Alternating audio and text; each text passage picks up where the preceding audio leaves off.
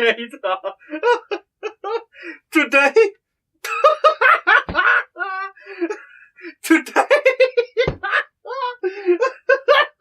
Just roll the clip.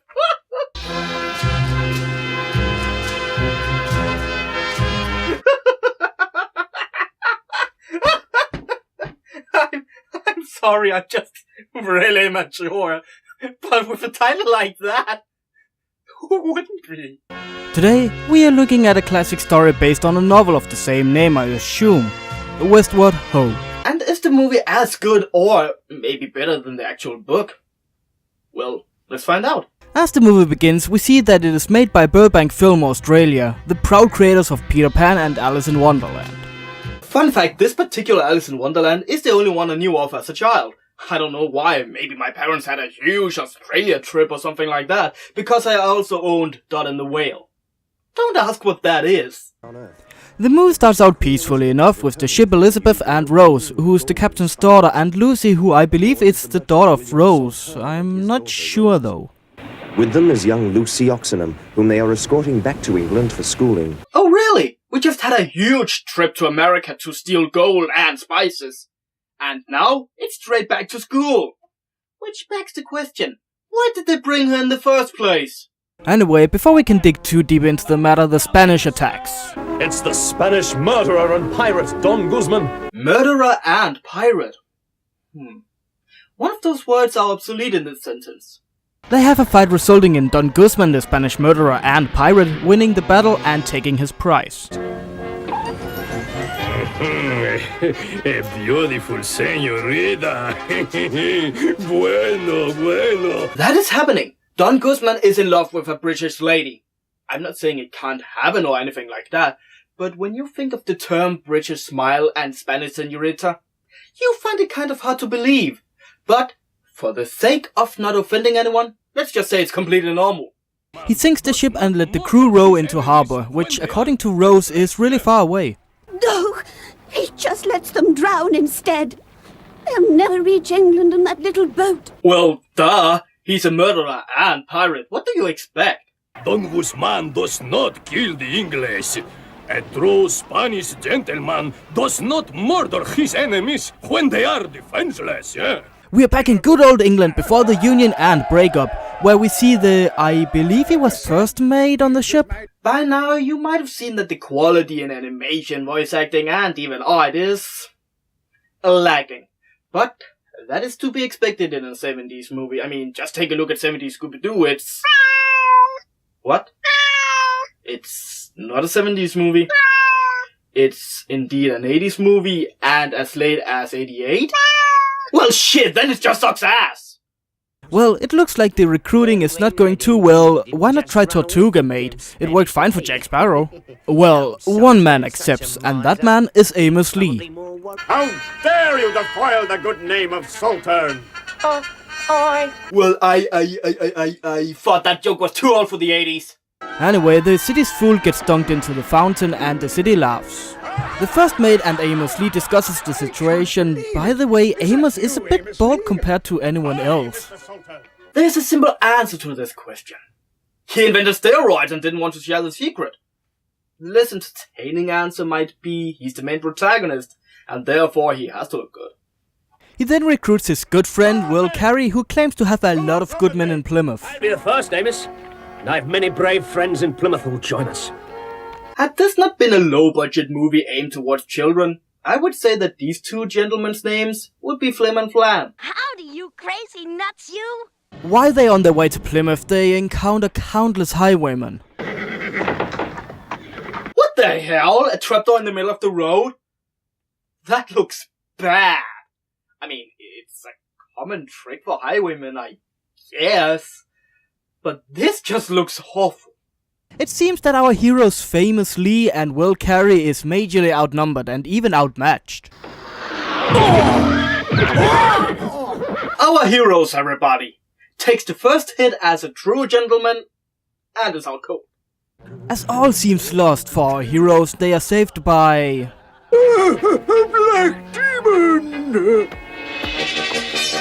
Excuse me, what? Black Demon! Is he allowed to say that? I mean, it's 1988 and it takes place in 1500, but still, isn't there laws against this? Anyway, the BD's name is Salvation, and it's actually a really nice guy, well, apart from his constant talk about being a free man. As to what I am, I'm what they call a free man. A free man can do what he wants. List we alive and free, But it is nowhere near as annoying as when Amos is talking about being a good Englishman. To rescue 2 English maidens. We fight for Mother England. Rose and returning to England. We're English. For goodness sake, man, we know you're British, so just shut up already. It appears that Salvation was part of the original ship, and as a free man... Are you free, man? No. No, I am not Freeman. His lawyers might be watching. he can do as he wants and therefore joins them. A free man can do what he wants. You can count me in. It's good he's a free man, I really mean that. But with the lines he has and the fact that he does as they please, it's starting to take away the free from a man, sadly enough. We then cut to the ship where Will Carey tells us about the tragic event of them packing too small a lunch. It's been a hard voyage. 10 good men in Davy Jones' locker. Yeah, 10 men died on this voyage. Seriously, this isn't the journey of Christopher Columbus. This route has been done before. They should know how to stock up on food and water. Anyway, they reach Antigua, only to find out that the despicable antagonist Don Guzman, the murderer and pirate, had been there before them and simply destroyed the entire city. Everyone is gone except Tail and his monkey. Monkey! Tail have no mother, no father, no tribe. English priest teach me. Now he gone. Well, Salvation thinks this might be a good idea to report to the captain, which is Amos Lee, by the way. We then cut to Guzman and Rose, who is, well, getting to know each other better, while Guzman's crew is watching. Now here's something rather interesting. Unless Don Guzman is working for the Spanish king or someone like that, he wouldn't be able to get a house like this.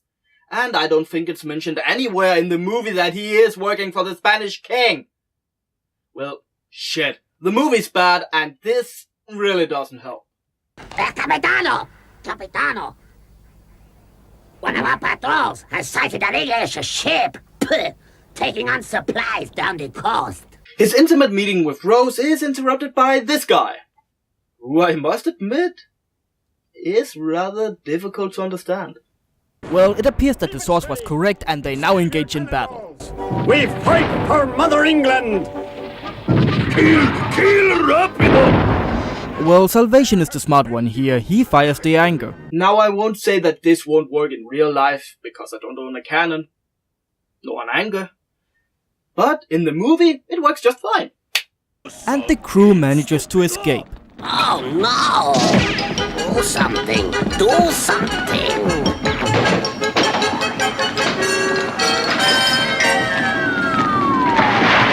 Well, that was necessary. Don Guzman won't accept defeat and prepares his bowl cannon. You see, it's red and looks like a bull, and therefore, it must be better. But Amos Lee states no more Guzman and throws a fucking cannonball to encounter the bowl cannon. Seriously, who does he think he is? Monkey D. Garb? Admittedly, that was a great scene. Well, all is not well as the English ship took on some damage and of course it is up to the monkey and Salvation to do the manual labor. You know, because he's a free man. Amos and his faithful men we know by name travels further into the land they docked in. Here Tail tells us of a Spanish city in the water. Hey, I've got it! He's talking about the Spanish port of Santa Marta, over the mountains. And Salvation recognizes it right away, but it is a big and scary jungle. How will they ever get by? Don't forget, you have Tail. He will guide you. I'm sorry, can we get a Stimroll logo and jingle on that? Stimroll, the original strong taste, sugar-free. Well, Amos and crew discusses their next move. We must help them! Or die trying! Captain, I'm sorry, but dying is exactly what will happen if we try to rescue them men. We got to live to fight another day. And of course, the only honorable thing to do is to turn tails and run like little girls. We all know that. Right, Scoop? They know what I mean? We then get a semi-chase scene with Guzman and his murderous pirates chasing our heroes on horsebacks. Not really fair, but hey, he's a pirate. You are a pirate! The chase ends in an Indiana Jones scene from Temple of Doom, if I'm not mistaken. Molaram, prepare to meet Kali in hell. But to diverse it a bit, we have a watermelon scene. I'm sorry, didn't that comedian die out with the 70s? And of course, like any other shallow and one-minded villain, does Guzman have that famous "you fool" speech to himself, even... No one who has ever gone there has come out in one piece. Our heroes venture forth into the jungle only to be met by... Oh shit, cannibals. Don't shoot!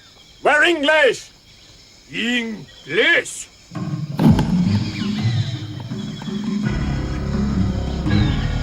What? First of all, that guy's reaction. Priceless. Second, what the hell is that contraption? A blowpipe bazooka? What the hell? Oh yeah, by the way, the music in these Inca scenes are actually pretty good.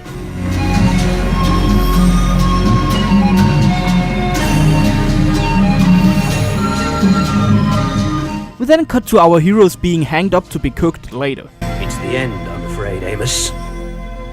Don't worry, Will.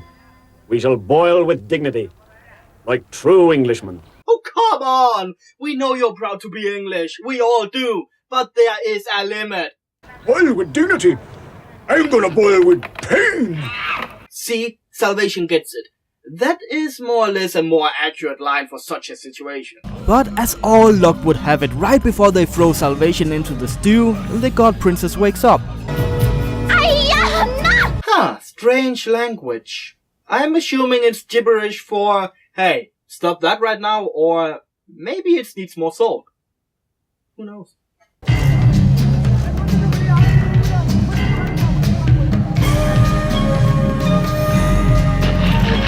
Oh, we just wanted to scare the children. Did we get any of you?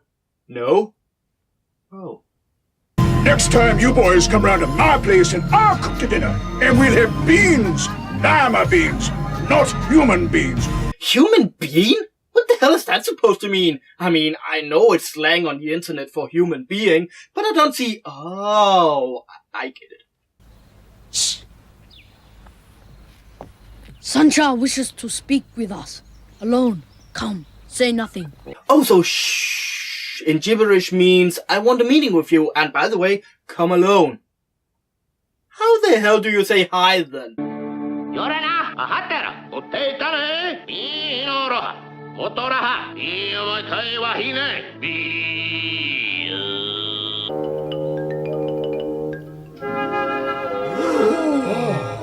Oh my god, it's Alice in Wonderland. Pon my soul, Miss Lucy.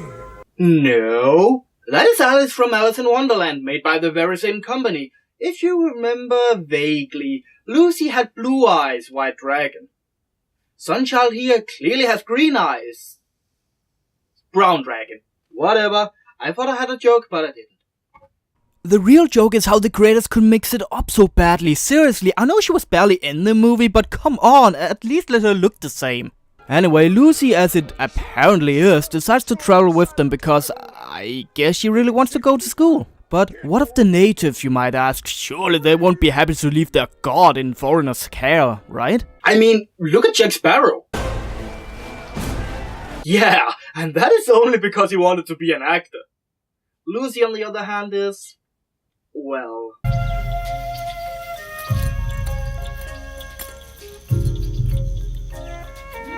gives the natives a shiny object and they forget everything about her. Yeah, that's not racist in the slightest. They travel quite a lot, and by that I mean literally 1/7 of the movie. Talking about piranha and other jungle stuff not known to Englishmen. They then decide to make a raft to travel faster.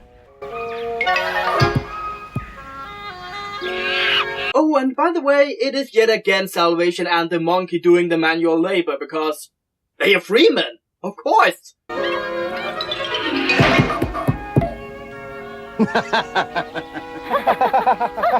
Because almost killing Salvation is hilarious. I mean, no shit.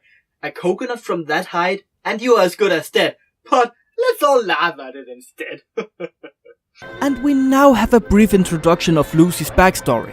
And after that, the evil one. No shit, it actually starts like that. There's no cut or edit or anything like that. It actually starts out with, and after that, cutting a big part of the story.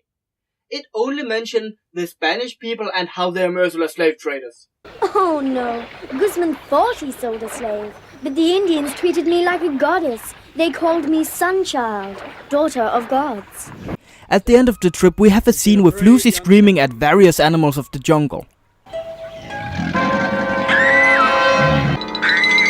Now, this is normal behavior for a young child. Only problem, she's been with the natives a long time by now. Don't you think she would have been used to it? I'm sorry, I might accidentally have started a Hanna-Barbera cartoon in the background. Let me fix that.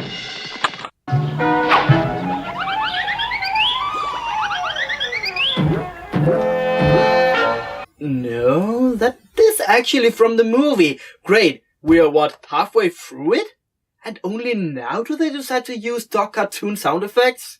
They manage somehow to get to the Spanish town and for some strange reason manages to overthrow the slave traders and free their men.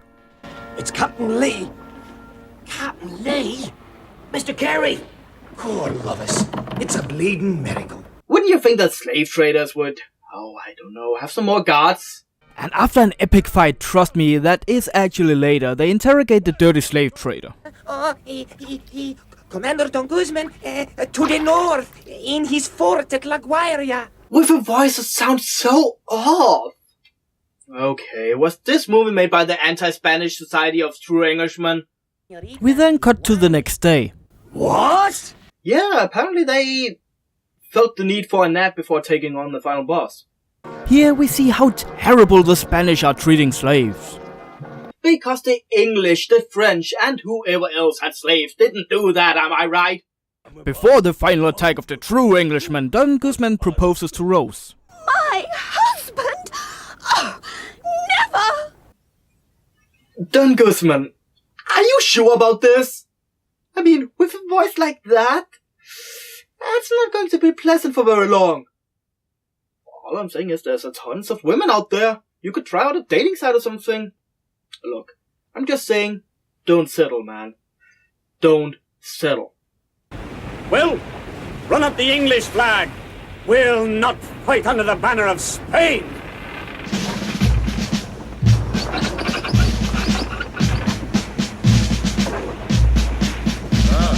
Okay, so many questions. So I'll make it short. First of all, why bother? You have the element of surprise. It's pirates you're fighting. Fuck nationality. Surprise them. Second, how the hell did they get an English flag? Wouldn't you think that the Spanish people, the evil Spanish people, would have burned it or destroyed it or gotten rid of it? Third, how many times has Amos Lee said English by now? Oh, I actually thought it would have been more. Proceed. Meanwhile, Amos Englishman Lee is out fighting, and to your information, no, we're not seeing that battle. That would be too exciting. Guzman and Rose is ready for their wedding. Well, Rose is not, of course. Oh, I'm sorry, señorita. You don't count. You're only the bride. Oh, look at me. I'm Spanish. I don't care about women's rights. Hello? Well, we have the great climax where Amos and Guzman brawls it out. Or trip over his own wealth. Is that a metaphor or something? Let me die quickly, English. No, Don Guzman. I am not a murderer, but you will answer for your crimes. In an English court of law. English court, of course. Yeah, we know it. We know you're proud of your country. Would you shut up already? Well, they manages to escape the rest of the army and is now home in jolly old England like true Englishmen. Announcing the knighthoods of Amos Lee and Will Carey. What? Aren't I forgetting someone? I don't know, someone who did the majority of the journey? Salvation and Tail, perhaps? Hell, even the monkey deserves to be knighted more than Steroid McSteroid commercial. And Salvation, you! Oh, they're just pulling my legs. Well, that is the end, and what an end! I know it's an old movie, but not as old as you would think at first glance. Seriously, Thundercats and Ninja Turtles was out at this time. What do you think kids would like the best? The animation is not bad when it is present. The art style is cartoonish and you can appreciate the effort. The voicing, not so much, and the fact that they draw outside the lines is just too much. It is based on a novel of the same name, and I believe hands down that would be more entertaining to read. Yeah, reading is more fun than the movie in this scenario. I'm not going into all the racial stuff in fear of saying something that would be misunderstood. All I did was show you what the movie showed me. And that's it. Seriously, I feel sorry for Salvation being a free man and yet has to do what you would expect a slave to do. Oh, what? He's not a slave because he has a choice? True, but it is still off-putting that only Sal and the monkey do the manual labor and the rest just jug it up. In short, not the best movie from Australia. And that was Westward HO. Sadly enough, it didn't live up to the name. I'm the Angrynator terminating bad movies for your entertainment.